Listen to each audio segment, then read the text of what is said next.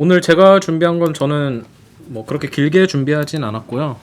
일단 이번 주 가상자산 시장에서 가장 핫했던 게 그 FTX의 빗썸 인수설 혹시 들어보셨나요? 네. 기사에 봤어요. 제가 네. 처음에 가상화폐를 샀을 때 이제 빗썸에서 샀거든요. 근데 빗썸이 그 당시에 업비트보다 네. 더 낮더라고요, 돈이. 어떤 게 낫죠? 그때 당시 제가 샀었던 코인 코인 가격이 낮아가지고 팔고 업비트로 다시 갔거든요. 그래서 빗썸에 대해서는 항상 보고 있어요. 그래서 뉴스를 봤는데 어디 단독이 하나 나온 것 같더라고요. 어디 맞아요. 인수된다고. 네. 근데 그게 주말사에 지난주 이제 22일 날 미국에서 나온 뉴스거든요. 네. 그러니까 보통 빗썸 관련된 기사를 저희가 외신에서 접하기는 쉽진 않아요. 근데 우리나라 기업이니까. 그날 이제 블룸버그 발로 이제 빗썸을 이제 FTX라는 미국 가상자산 거래소에서 인수를 준비하고 있다. 뭐 인수를 하기 위해서 실사를 하고 있다라는 내용이 나오니까 바로 이제 이어서 아시겠지만 이제 외신에서 나오면 그게 제가 느끼기에는 별 이슈가 아니어도 일단은 블룸버그가 썼다 하면 그게 엄청난 이슈를 몰더라고요. 그렇죠. 왜냐면 우리나라도 연합에서 뜨면 어느 맞아요. 정도 확인이 된 맞아요. 거잖아요. 그리고 그러니까 사실 저는 이제 그 영문 본문을 다 봤는데 그렇게 디테일한 내용은 없어요. 그냥 익명의 관계자에 따르면 뭐 실사를 위해서 김앤장과 접근했다 뭐 이런 내용이라서 사실 이게 막 그렇게 공신력 있는 내용도 아닌데도 어쨌든 블룸버그 통신에서 나왔다는 그 이유 하나만으로 다음날 이제 국내 언론사에 도배가 됐습니다. 저도 이제 그쪽 담당을 하기 때문에 네. 저희 데스크나 이제 윗분들이 이거 빨리 안 쓰냐 그런 식으로 이제 그 기사가 굉장히 화제가 됐는데 근데 저는 그 기사를 봤을 때 좀 놀랐던 점이 제가 이제 빗썸 취재를 하면서 여러 가지 얘기를 듣잖아요. 그렇죠. 저는 분명히 그 FTX 인수설이 연초에 있었던 일이고 이미 무산됐다고 저는 알고 있었거든요. 왜냐면 그때 저도 이제 업계 관계자를 통해서 들었던 게 연초에 이제 FTX가 실제로 이제 인수를 위해서 협상을 했는데 네.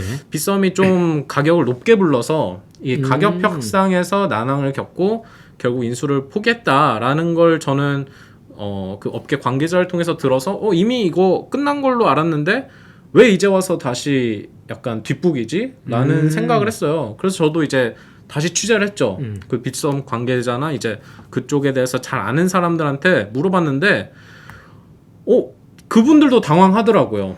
그러니까 보통 연초에 났다가 네네네네. 다시 났으면 예를 들어 연초에 그 계약이 무너진 이유가 네. 있을 거 아니에요. 보통 그게 해소돼서 다시 나왔다라고 생각을 할 수 있는 그쵸. 거잖아요. 네.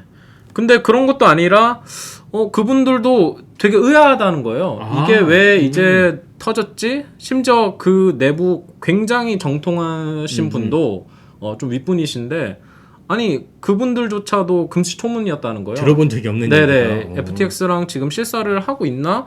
라는 걸 저한테 오히려 되묻더라고요. 그러면서 이 기사는 제가 볼 때는 좀 뜬금없다라는 말씀을 하셔서 그래서 저도 이제 취재 과정 속에서 왜 이게 나왔지 했는데 일단은 그 기사가 뜨고 나서 비덴트라는 기업이 갑자기 공시를 냅니다. 비덴트가 어떤 기업인지 이제 잘 모르실 것 같아서 제가 표를 하나 가져왔는데 이거 지금 보여드릴 수 있을까요? 네. 네, 선 보여. 자, 여기. 네. 비덴트 이게 우리나라 상장 회사예요? 맞습니다. 네, 이미 상장된 회사고 비덴트를 얘기하면 이제 빗썸을 빼놓을 수가 없는데 쉽게 말해서 비덴트는 빗썸의 최대 주주입니다. 네, 근데 빗썸의 지분 관계가 굉장히 복잡해요. 네, 제가 그래서 이걸 표를 그 그림을 하나 가져왔는데 네. 지금 혹시 보일지 지금 거예요? 네네네 지금 겁니다. 근데 이거는 실제로 이제 비덴트 사업 보고서에서 나온 그 빗썸의 지분 관계인데 보시면 이제 빗썸 코리아가 있고 그 위에 빗썸 홀딩스라는 지주사가 있습니다. 그래서 이 홀딩스가 사실상 빗썸의 어떻게 보면 실소유주라고 할 수 있는데 이것을 대부분 갖고 있는 게 빗썸 홀딩스 이정훈 의장이시라는 분이 있거든요. 네네. 네, 근데 여기서 이제 비덴트가 빗썸 홀딩스의 지분을 34% 갖고 있으면서 또 빗썸 코리아의 지분을 10% 가지면서 최대 주주예요. 근데 이게 또 비하인드 스토리가 있습니다. 네. 이렇게 사게 된 배경이 빗썸이 초창기에 돈이 없잖아요. 네. 그래가지고 돈이 없으니까 당시 비덴트가 제가 봤을 때 이게 운인지 아니면 그들이 진짜 여기에 대한 분석을 잘했는지 모르겠지만 운 좋게 싼 값에 지분을 많이 사게 됩니다. 근데 이제 와서 보니까 그게 엄청난 황금을 노다지였죠. 그쵸. 근데 이제 비덴트 같은 경우에는 자세히 보면 비덴트 자체만의 그렇게 사업은 없어요. 네. 근데 비덴트가 어떻게 보면 빗썸을 활용해서 주가 부양을 굉장히 잘하고 있어요. 왜냐면 이제 빗썸 같은 경우에는 지금 장외 시장에서는 기업 가치가 어쨌든 조 단위를 넘어섰으니까 네, 빗썸 지분만 가지고도 얘네는 이제 배당도 받고 그리고 빗썸이 이제 상승세일 때는 자신들의 주가도 오르고 하면서 영향을 굉장히 많이 받는 기업인데 일단 이 비덴트가 어떻게 보면 FTX와의 그 협상에서 어떤 움직임이 있었지 않나라는 게 지금 이 업계 관계자들의 예상입니다. 추측입니다. 근데 이것도 뭐 정확한 그런 팩트는 아니고요. 이것도 추측인데 비덴트가 아마 이런 FTX 인수에 관여를 하지 않았나라는 게 지금 들리는 얘기입니다. 그렇죠. 자기 지분 34%만 넘겨도 네. 어찌됐건 경영권도 확보할 수 있는 그렇죠, 거잖아요. 맞아요. 네. 딱 프리미엄까지 받을 수 있는 딱 그 지분이네요. 맞습니다. 그리고 이제 이게 중요한 게 빗썸 같은 경우에는 지금 상장도 있지 않죠. 그렇죠. 네, 그래서 거래를 할 수 없지만 비덴트는 상장사지 않습니까? 그렇기 때문에 빗썸의 호재는 곧 빗썸 자체보다는 비덴트한테 훨씬 호재거든요. 그럼 기사 나오고 주식 얼마나 올랐어요, 이게? 무려 3거래일 동안 40% 올랐습니다. 네, 이 장에 맞습니다. 네, 이번 주 월요일에는 상한가를 쳤고요. 다음 날에 비덴트가 또 공시를 또 냈어요. 그러면서 이 FTX 인수설이 사실이 맞다라고 자체 공시를 내면서 그거에 영향을 받아서 또 그때 당시 20% 올렸고요. 그러니까 이것도 웃긴 게 빗썸 같은 경우는 이 사안에 대해서 그렇게 말을 최대한 아끼고 있어요. FTX 같은 경우에도 물어보면 확정된 사안이 없기 때문에 알려줄 수 없다라고 하는데 비덴트는 이제 나서서 이제 공시도 내고 이거를 적극 인정을 하는 분위기거든요. 그렇죠. 협상은 했을 수 있으니까. 그쵸. 말은 네. 할 수 있었던 거니까. 근데 그 공시 내용 자체도 뭐 인수했다, 뭐 확정된 것도 없고 그런 논의가 있었다라는 내용을 계속 부각하면서 지금 주가도 많이 오르고 있고 또 이제 비덴트 지분을 자세히 보시면 비덴트라는 회사가 있고 인바이오젠이랑 버킷 스튜디오가 이 셋이 사실상 한 몸이라고 보시면 돼요. 그러네. 여기 순환 출자로 다 돼 있네. 네, 맞습니다. 그래서 비덴트가 오를 때 따라서 오르는 기업들이 이 인바이오젠이랑 버킷 스튜디오입니다. 자, 이거는 바이오 업체고 하나는 근데 정확히 말하면 바이오 업체도 아니에요. 네, 이 회사도 좀 나중에 제가 기회가 되면 자세히 설명을 하고 싶은데 일단 오늘은 그게 중심이 아니기 때문에 버킷 스튜디오는 제가 할 말이 많은 게 이 버킷 스튜디오를 제가 지난해 좀 취재를 했었는데 이 회사가 작년에 어떤 이슈로 주가가 올랐냐면 오징어 게임 기억나시죠? 네, 오징어 게임의 테마주로서 작년에 주가가 거의 한 2배 뛰었습니다. 근데 이게 되게 웃긴 게 버킷 스튜디오가 뭐 오징어 게임 제작에 참여한 것도 아니고 실질적인 연관성은 딱 그거예요. 이정재의 기획사에 지분 투자를 했다. 근데 그거 당시 그거 하나로 이게 갑자기 테마주로 부각되면서 그때 당시에도 버킷 스튜디오가 그걸로 주가가 엄청 많이 올랐어요. 근데 이때 얘네가 했던 게 전환사채를 계속 발행하고 신주를 계속 내면서 그때 수혜를 엄청 많이 받거든요. 그러니까 지금도 어떻게 보면 그때랑 굉장히 유사한 상황이죠. 비덴트 관련돼서 최근에 또 나왔던 기사 중 하나가 다음 주에 비덴트가 신주 327만 주를 뭐 전환 CB랑 뭐 BW랑 네네 그걸 다 같이 해서 327만 주가 나온다라는. 스트리밍이 끊겼어요. 네 지금 잠시 끊겼는데. 갑자기 왜 끊겼죠?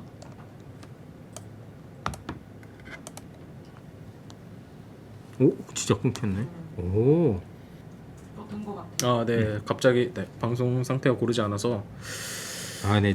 잠시 끊겼습니다. 저희 여기가 약간 골방이에요. 그래서 저희가 뒤에는 이렇게 꾸며놨지만 살짝 골방이어가지고 네. 와이파이가 안 올 때도 있는데 네? 인터넷 저희 바꿨는데 바꿔서 잘 터지는데 왜 이러나? 회사에 얘기해서 유선 랜으로 바꿔달라고 하겠습니다. 네. 어쨌든 그 어디까지 얘기했죠? 그 비덴트 네 맞습니다. 버킷 그래서 스튜디오 버킷 얘기까지. 스튜디오 작년과 굉장히 유사한 흐름으로 지금도 올해도 빗든트가 빗썸을 이용해서 자신들의 주가 부양에 적극 활용하는 게 아닌가라는 일종의 의혹이 제기되고 있는 상황입니다. 아 맞다. 그 얘기를 하다가 저희가 끊겼어요. 그 네. 비덴트가 340만 주 가량의 맞습니다. CB와 BW를 발행할 예정이라고 공시가 나왔다. 네. 기사가 났다고요? 네. 그 뜻은 어떻게 보면 지금 만약 빗썸의 그 인수설 호재로 산 분이라면 굉장히 고가에 사신 거잖아요. 그렇죠. 근데 그렇게 또 신주가 나오게 되면 아시겠지만 그게 주식이 가치가 희석이 되면서 그렇죠. 내가 갖고 있는 주식의 가치가 떨어질 수 있거든요. 그러면 그게 또 투자자 피해로 맞아요. 옮겨질 수 있는 거고 거기다가 갑자기 FTX 인수설은 사실이 아니다라는 게 또 나오면 이거는 폭락으로 엄청난 폭락으로 이어질 수 있어서 투자자들은 혹시라도 비덴트에 투자할 때 그런 점을 유의해서 각별한 주의가 요구된다고 저는 보고 있고요. 그리고 이제 비덴트 얘기를 하다가 이제 저는 좀 빗썸 얘기로 다시 돌아가자면 저는 이 FTX 인수설이 좀 저는 힘들다고 보는 이유 중 하나가 일단은 가장 큰 건 가격입니다. 네, 왜냐하면 지금 사실 가상시장 그 시장 상황이 굉장히 안 좋잖아요. 그렇죠. 그러다 보니까 만약 연초에 FTX가 빗썸을 이제 인수하려고 했다면 연초 기준으로 봤을 때 장외 시장에서 빗썸의 지분 가치는 3조 원이 넘었어요. 오. 네, 그 장외 시장에서 이제 빗썸 주식을 그쵸. 이제 전체를 합산했을 때 지분 가치가 3조 원이었다면 지금은 그거의 3분의 1 수준인 1조 원이 채 안 됩니다. 아 그렇게 많이 떨어졌어요? 그렇죠. 네, 지금 시장 상황이 워낙 안 좋다 보니까 그런 상황에서 만약 FTX가 지금 인수를 하게 된다면 빗썸은 싼 값에 팔아야 되는 거잖아요. 그렇죠. 그렇죠. 그렇게 되면 저는 빗썸이 굳이 그런 선택을 하지 않을 거라고 보는 게 과거 이제 빗썸이 지금 인수설이 처음이 아니라 과거에도 많이 있었어요. 오, 넥슨, 뭐 네, 네이버 그쵸. 여러 기업들이 인수를 하려고 했는데 그때 이제 빗썸이 번번이 그거를 안 하게 된 게 좀 가격을 높게 불러서 시장 상황이 좋았을 때조차도 빗썸은 그때 높게 가격을 불렀는데 지금 시장 상황이 안 좋은 상황에서 안 그래도 가격이 싼데 그거를 응할 리가 없다는 거죠. 이게 보면 이게 빗썸 같은 경우는 비상장 회사잖아요. 네, 네. 그러면 보통 같은 경우에 그러니까 재벌 기업들 얘기를 조금 빗대서 말씀드리면 영업이익이 확실한 거는 상장 잘 안 해요. 그렇죠. 왜냐하면 내가 본 만큼 다 낼 건데 네. 굳이 상장을 할 필요가 없거든요. 근데 빗썸 같은 경우도 되게 영업이익도 높고 높죠. 좋은 회사 아닌가요? 엄청 높죠. 그래서 사실 지금 거래소 중에 업비트 같은 경우도 뭐 지금 나스닥 상장설이 있긴 하지만 굳이 안 할 그렇죠. 거라고 저는 믿는 게 그런 기업 공개를 하면서 자신들이 득볼 게 별로 없거든요. 이미 캐시플로우가 엄청 나고 사실 IPO를 한다는 것 자체가 그럼 자금 조달을 위한 건데 굳이 IPO를 할까라는 의문이 들고 그리고 저는 빗썸 같은 경우에는 아까도 가격을 말씀드렸지만 또 한 가지 문제가 지배구조입니다. 네, 지금 비덴트와의 상황도 어떻게 보면 네. 굉장히 복잡한 지배구조 관계를 갖고 있고 그리고 실소유자라고 볼 수 있는 이정훈 의장이 지금 재판 중이거든요. 네네. 네, 지금 사기 의혹을 받고 있으면서 이제 재판을 하고 있는 상황에서 이러한 리스크를 떠안고 순순히 인수를 할 기업이 과연 있을까라는 게 제 나름의 어떻게 보면 이 매각이 안 될 거라는 제 개인적인 추측입니다. 네. 이정훈 의장이라는 분의 지분은 얼마나 돼요? 그것도 지금 정확하지 정확하지가 않아요. 근데 뭐 70% 이상일 거다라는 게 지금 정설이고요. 그리고 이 지배 구조가 워낙 복잡해서 특히나 이제 경영권에서도 큰 문제가 있거든요. 이제 비덴트와 어떻게 보면 대척점이 있기 때문에 어떤 사업을 하는 데 있어서도 이해관계가 다르면 또 비덴트 측에서 거기에 대해서 어떤 사업을 추진하는 데 있어서 반발을 할 수도 있고 그래서 이런 다른 이해관계를 다 포용하면서까지 인수를 할 수 있을까라는 게 제 의문이고요. 그래서 이제 이정훈 의장이 최근에 어떤 행보를 보였냐면 대표이사를 갑자기 바꿔버렸어요. 원래는 이제 허배경 대표이사였는데 네네. 그 자리에 자신의 가장 최측근인 이재훈 대표를 대표로 선임을 하면서 그게 아마 이런 자신의 경영 입지를 좀 더 공고히 하기 위한 포석이지 않나라는 게 지금 업계의 전반적인 시각이고 이런 상황에서 갑자기 자신은 경영을 강화하려고 하는 상황에서 매각을 한다? 그건 좀 앞뒤가 맞지 않다고 보고 있고요. 네, 그래서 여러 가지 이유로 지금 인수가 힘들 거라고 보는 게 지금 업계의 생각입니다. 만약에 이게 그럼에도 불구하고 비덴트가 자기의 지분만 넘길 수도 있는 거잖아요. 이게 그렇죠. 홀딩스의 지분만. 네네네.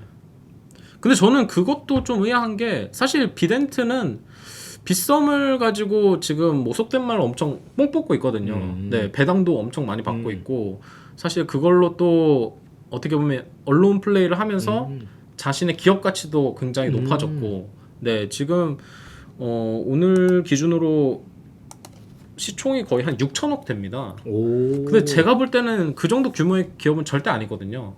네. 그러니까 이게 빗썸 지분 빼면 남는 게 없는 회사라는 거죠? 그렇죠. 거의? 네. 사실상 이제 껍데기인 회사 뭐 제가 이렇게 말을 할 수는 없지만 제가 보기에는 빗썸을 가지고 할 수 있는 게 굉장히 많은데 그거를 그렇죠. 쉽게 판다? 저는 그럴 것 같지는 않고 그래서 이번에 지금 이슈도 어떻게 보면 자신들의 그런 이슈 메이킹을 하기 위한 거지 않았나라는 게 제 개인적인 생각입니다. 네, 뭐 이것도 실제로 나중에 뭐 인수를 할 수 있는 것도 네 그렇죠. 그런 가능성도 있고 예전에 그런 경우 본 적 있어요. 어떤 거죠? 그러니까 이게 아까 그 FTX도 거래소잖아요. 네네네. 그러니까 이게 자기 그 거래소 확장이라는 측면에서 점유율 확장으로는 FTX라는 거래소는 빗썸을 충분히 가져올 수 있는, 그러니까 가져오고 싶어하는 게 있고 다른 지분 확보가 쉽지가 않으니 자꾸 이제 비덴트랑 얘기를 하는 거고. 근데 비덴트는 이 얘기가 좋은 거죠. 그렇죠. 그쵸. 아 얘네들이 나랑 얘기를 맞아요. 해주네. 얘기를 해주네. 그래서 쟤 우리랑 얘기해준다만 얘기를 했는데 인수되는 건가? 라고 시장은 반응할 수도 있는 그쵸. 거예요. 이걸 즐기고 있는 것 같아요. 충분히 그럴 수 있다고 네. 봅니다. 네. 즐기는 것 같아요. 맞아요. 그리고 물어보는 거죠. 거래소가. 야 너네 인수했어 맞아? 인수 얘기 있어? 얘기는 했지. 이렇게만 얘기를 하는 거잖아요. 너무 즐기는 것 같은데 얘네들. 맞아요. 네. 그리고 저는 이게 만약 인수 얘기가 나오더라도 지금 상황에서는 저는 약간 이게 머스크랑 트위터 간의 설전이랑 좀 비슷하다고 보는 게 사실 머스크도 트위터를 인수한다고 계약까지 그치. 했잖아요.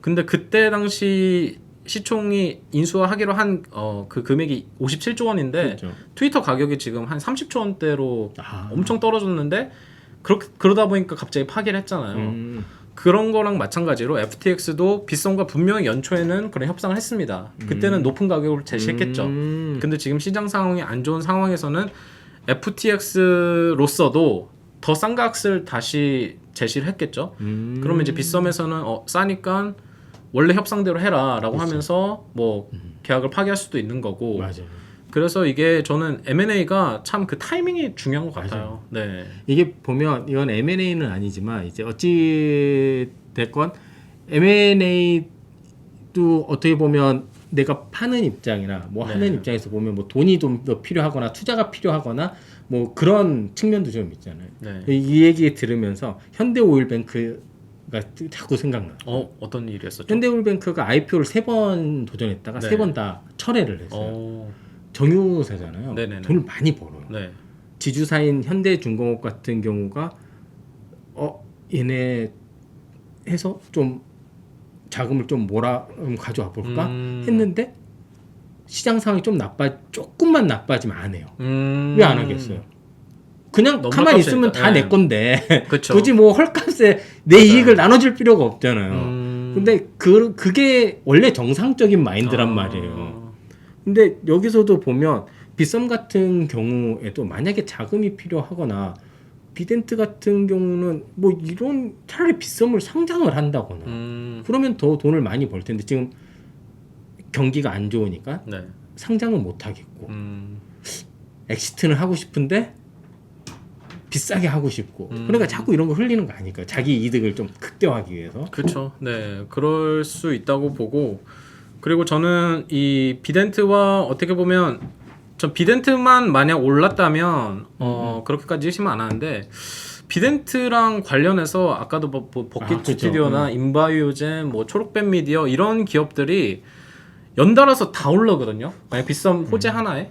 그래서 너무 어떻게 보면 진짜 거의 할인 거죠. 그렇죠. 이거 하나에 자기 관계사 진짜 한 10대 개가 같이 주가를 올릴 수 있는데 이게 그 지분을 쉽게 팔까라는 게 그렇죠. 제 맞는 것 같아요. 네. 박지훈 기자의 분석이 정확한 것 같습니다. 제가 보기에. 네, 그래서 오늘 내용은 그렇게 많지 않아서 저는 네, 여기까지 하겠습니다. 여기